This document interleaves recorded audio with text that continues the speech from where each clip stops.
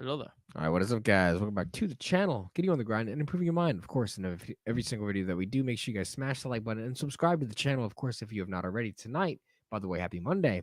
Tonight, we're going to be looking at a tragic tale, reacting to a tragic video, it seems.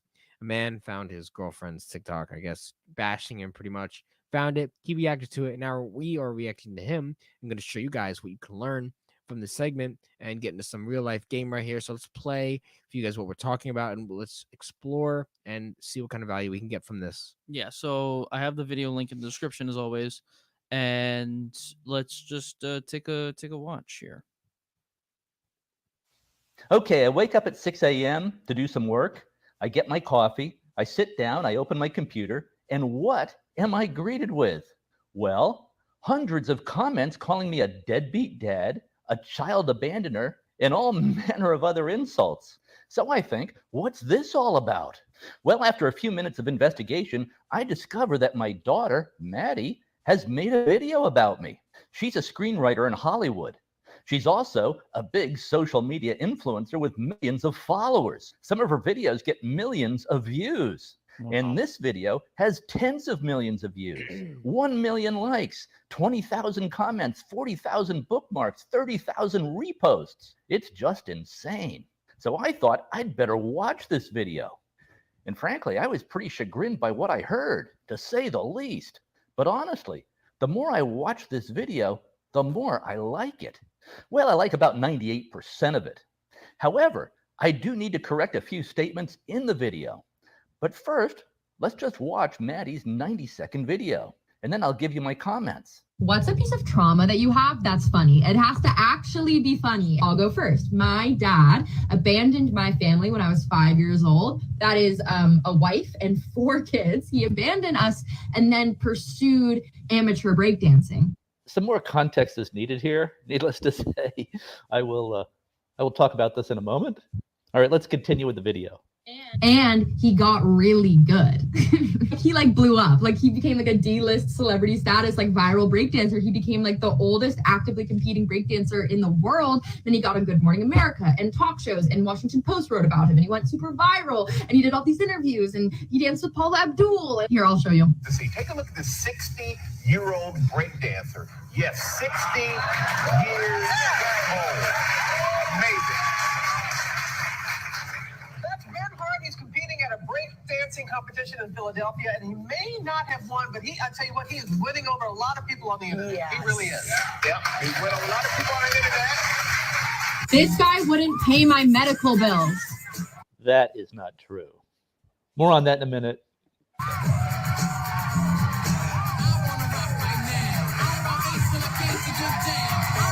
The worst part, damn it, he's good. He should not be able to move his body like that. It's like impossible. It's beautiful. Hey, Dad. Thank you, Maddie.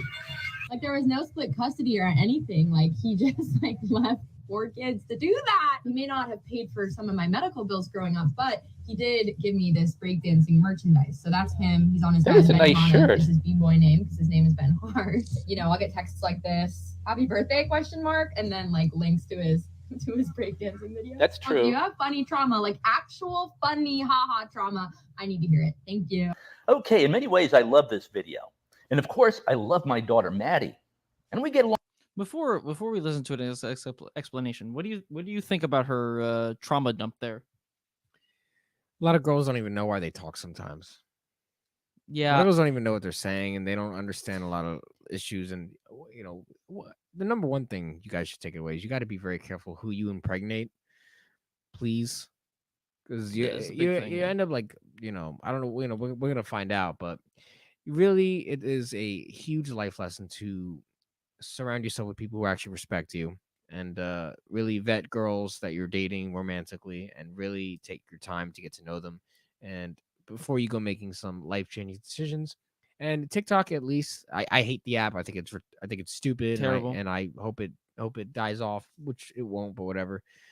It allows people to talk and really reveal themselves, so that way they can be corrected by the truth, which we will see. We will see Very very soon. unfortunate, and this kind of stuff happens all the time. I advise you guys to be very careful with what you put on the internet as well. Yeah, So I I'm just little I'm just a little confused because I know in the beginning of the whole entire video, this guy, he said that his daughter is a screenwriter in Hollywood and is a big influencer or whatever, but she looks like she's like 18. Like she looks like she literally just got out of high school. Like like how is that even possible? I don't know. Maybe she just has good genes to make her look young forever, but I mean, she literally looks like she's a child. Yeah, I don't know. acts like a child too. Yeah. All right. Now we're gonna listen to this guy's explanation. Before we get into it, I'm gonna just say that regardless of whatever he says, um, him getting into the situation is his own fault. Regardless of whatever happens in the context of the situation, uh, them being in the situations that they're in now is because he either was in the relationship in the first place, with this woman, got her pregnant 4 times, I guess, um, and decided to leave. That's really all his fault, like for everything that's happening. But let's hear what he has to say. Maybe he can explain a little bit more. Maybe there's some more things that we just don't know, and maybe we can understand his side a little bit better. Along great. At least I think we do. But a few corrections are in order, or at least a few things that need to be put in context. First, I can see that as a 5-year-old, Maddie would see her dad as having abandoned the family. One day I was living there, the next day I wasn't. And that will look like abandonment to a child. Very true. But married couples do get divorced about half the time in America. Very sad statistic, but that's also very, very, very true. Very sad truth. And I was just living a mile or so down the street in LaGrange, Illinois. We just weren't living under the same roof. I mean, not that bad. So how did you abandon her if you were right down the street? Then I guess we'll have to find out. Yeah. Now, about not paying medical bills, that's just not correct. Here was the financial arrangement of the divorce. Oh, God. Maddie's mom, my ex-wife, got $2 million at the get-go. Yikes! So that would be like what? Those are expensive That means kids. that means that altogether they had like 4 million, and they gave her 2, most likely. That's usually how it goes, 50%.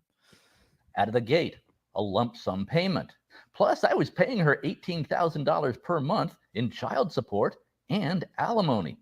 This was Jeez, that's a lot of math. Be careful who you impregnate, because if you don't got game and you mess with the wrong woman and things don't go well over time, then you will pay a large amount for that mistake. Very big. I don't was think later that, but reduced- a woman who respects you just won't try to take all that money. Yeah. Like, I mean, come on. Come on. to $12,000 per month. And of course, I paid health insurance and out-of-pocket medical costs. I also put $600,000 into the kids' college fund.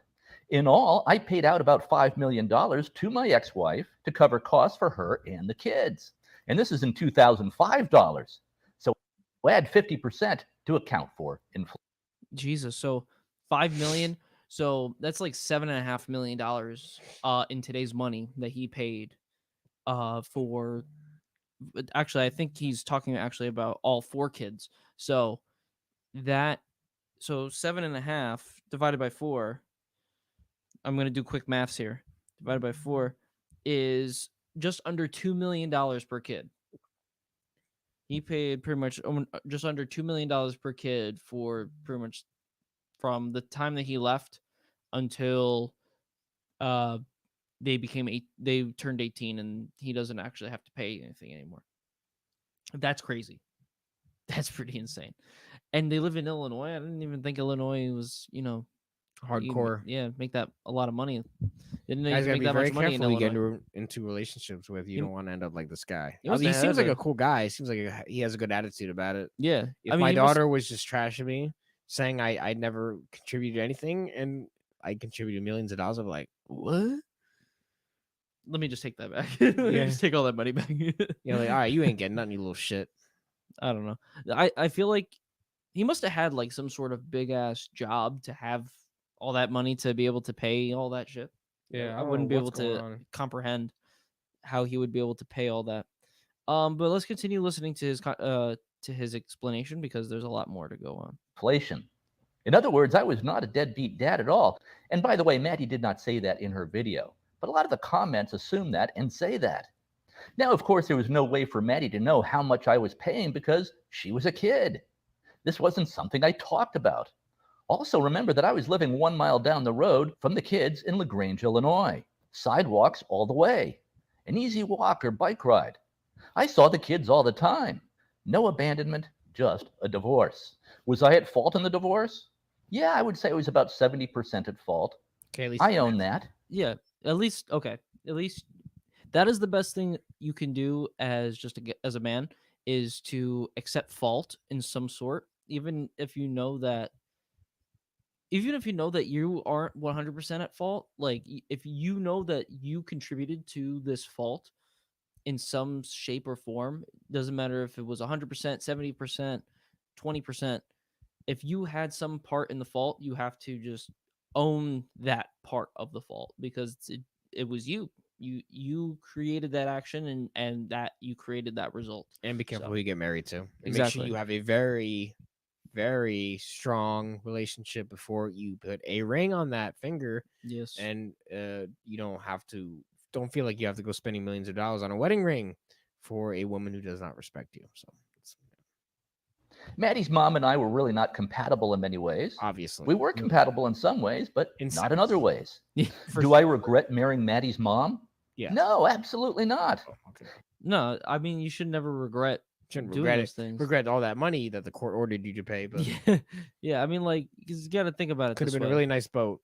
You got to think about it this way. Like, you can't live a life with a lot of regret, because Everything happens for a brings reason, you down. but Yeah, everything's gonna have to happen for a reason. You just gotta be like, man, I wish I, saw the red flags a little quicker. Maybe I should, we stuff should like have that. maybe understood himself. Like, Maybe he yeah, did a few things learn wrong. from the mistakes that you make. Like, don't regret you making these mistakes. Just learn from them. Be like, okay, I made these mistakes.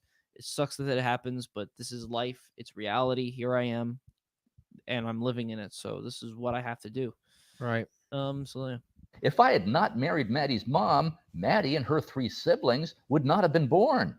They would not have existed. It's true. The kids have turned out great. That's Maddie graduated from Northwestern University and is a screenwriter in Hollywood. Maddie's older sister, Tori, is a partner at a hedge fund on Wall Street, and she's getting rich. Maddie's younger sister, Olivia, just graduated from college and is teaching English to first graders in Thailand. Her older Thailand. The hell's going on? in Holy Thailand? shit. I would look Okay. into that, buddy. brother Peter is getting a master's degree in psychology.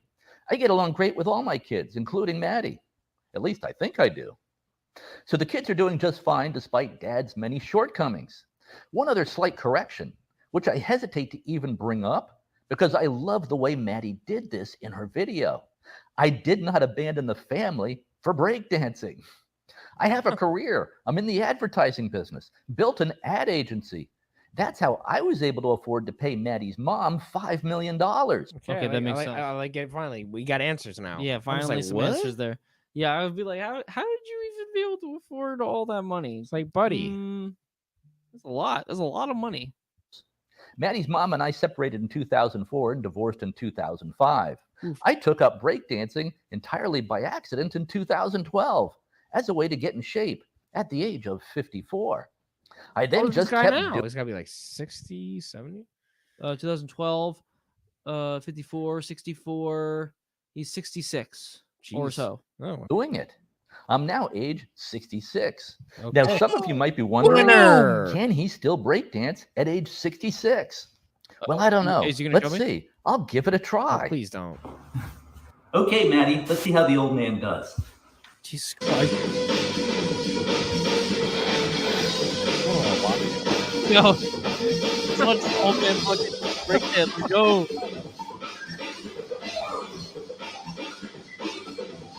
This guy's the same. Yo.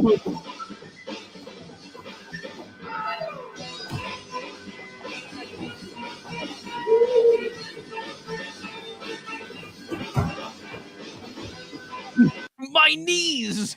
My back. Fuck. my niece. Guys, once again, I encourage you guys Look to at this really guy. get in shape and eat healthier because you want to end up being this guy when you get older, physically.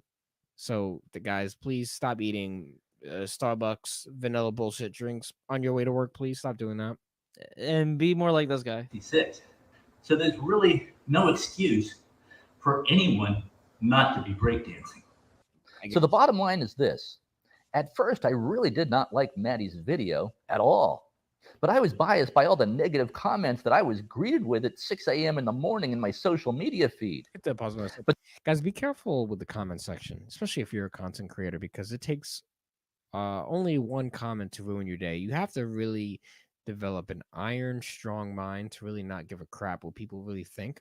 You really need to own who you are and who your character is in order to survive in this world as an honest man. I think you need to listen and reflect on what people say, but don't take it too hard on yourself. You need to be so strong, especially as a man, because women let things get to them so easily, but at least as men we need to be stoic and we need to understand the way things are to a certain level and develop an iron mind to the point that negative comments cannot really hurt you. The only opinion actually that should matter is your opinion you have of yourself. That's the most important one. So no matter what moron anonymous guy says on the internet through a comment, really it should not throw you off your frame, your essence, your presence, and who you are to yourself. So be wary of that next time you're reading a comment. Really, it's just people on the internet are going to talk no matter what. So own who you are and embrace who you are, and don't let comments on the internet get to you, especially at 6 a.m. when you should be working out, eating healthy, probably fasting, drinking black coffee, doing the right stuff. So let's continue. But the more I watch the video, the more I like it. And her video certainly is true from her perspective, even though a few details are off. No doubt because of what she heard from her mom. And I do think it's a great storyline that a 54-year-old dude left his family to pursue breakdancing, even if not quite true, factually. But perhaps it speaks to a bigger truth, a truth that is really truer than the actual facts of the matter. This could be a very funny movie plot. So maybe Maddie will make this movie about her 66-year-old breakdancing dad. Also, as I scroll through the 12,000 comments on Maddie's video, I really like most of them. Some are hilarious. Here are a few I'll read at random. Before he does read those, I wanna briefly touch upon. This was a big reason why I wanted to do this live stream in the first place. Is that a lot of kids nowadays, when they go through, when their parents go through like separation and divorce and stuff, they pretty much get hand fed pretty much a skewed version of the truth of what happened.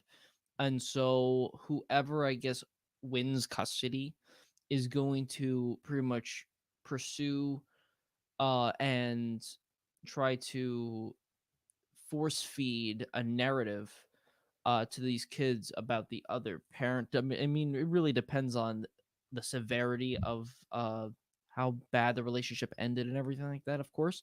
And this is coming from someone who has no idea how that works because my parents, luckily for me, have never separated. But I know a lot of people who have been through these specific, tragic uh, happenings and stuff like that. And so I see it from at least from an outside perspective.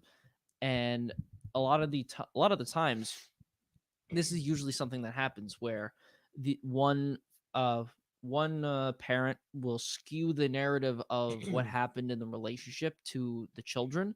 The children will most likely have a resentment towards the other parent, and sometimes it just strains that relationship between the parent who's not around and the children, and that way they won't have a really good relationship, and eventually either it can be mended or they will just never be able to mend, and that kind of sucks. um and that is something I feel like if you go through this type of situation, I feel like as much as you might despise the other person, or you don't want them to see those kids or whatever, you need to speak the truth. You need to just say it how it is.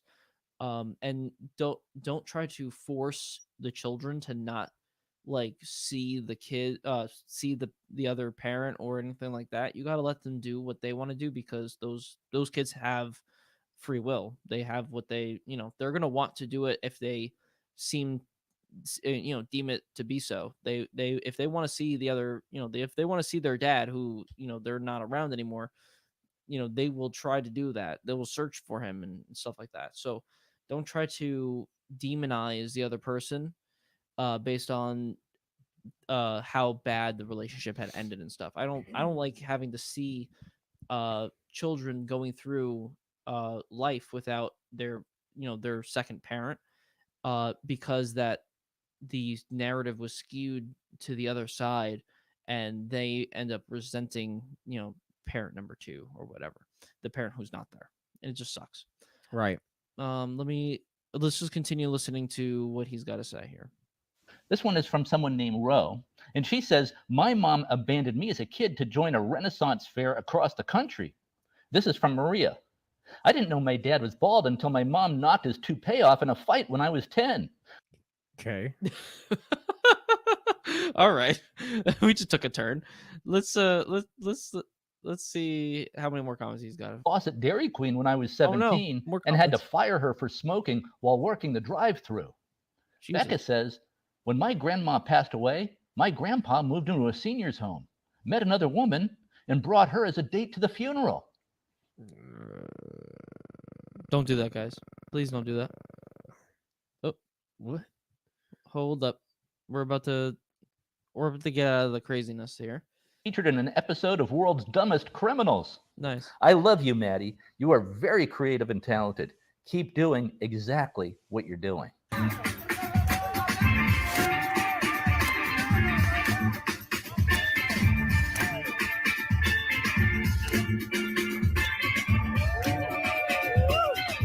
I like how he's advertising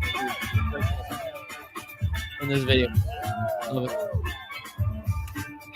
Anyway, guys. Okay. Anyway, that was a great story, honestly. I learned a lot, and I think a lot of people can learn definitely a lot of things from this too, because they, especially if any of you guys have gone through some sort of where your parents have gone through a divorce and stuff, and maybe you were too young to really understand what was going on, and now you're going through life and you finally get to be able to try to understand.